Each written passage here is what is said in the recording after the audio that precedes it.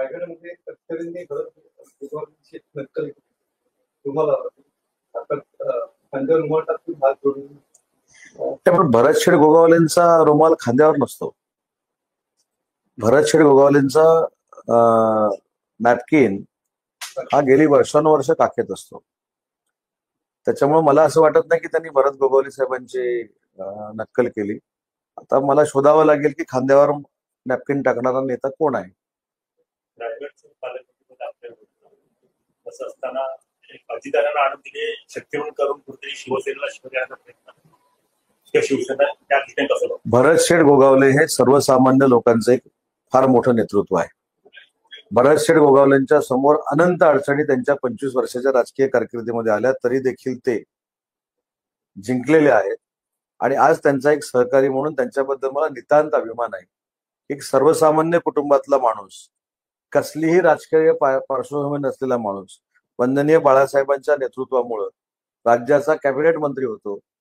मला असं वाटतं हे कोकणातल्या शेतकरी कुटुंबाला अभिमान वाटावा असं नेतृत्व आहे. त्याच्या पलीकडे मला दुसरं काही सांगायचं नाही. आणि अजून किती निवडणुका जरी झाल्या तरी भरतशेठ गोगावलेच तिथून निवडून येणार ही काळ्या दगडावरची भगवी रेघ आहे. पालकमंत्री पदाचा काय तुमचा तो तिढा सोडवण्याची जबाबदारी माननीय देवेंद्रजी फडणवीस, माननीय एकनाथजी शिंदे आणि अजितदादांची आहे. ते लवकरात लवकर सोडवतील. कालच्या नकलेवर शिवसेना आणि राष्ट्रवादीमध्ये परत एकदा काय वादवाची नाही, कसली वादाची. बघा, प्रत्येकानं लावून घेण्यासारखं आहे. आमचे भरतशेठ कॉन्फिडेंटली, आत्मविश्वासानं त्यांचा नॅपकिन आहे तो खांद्यामध्ये ठेवतात आणि काखेमध्ये ठेवतात. आणि त्यांची वर्षानुवर्षाची एक वेगळी स्टाईल आहे.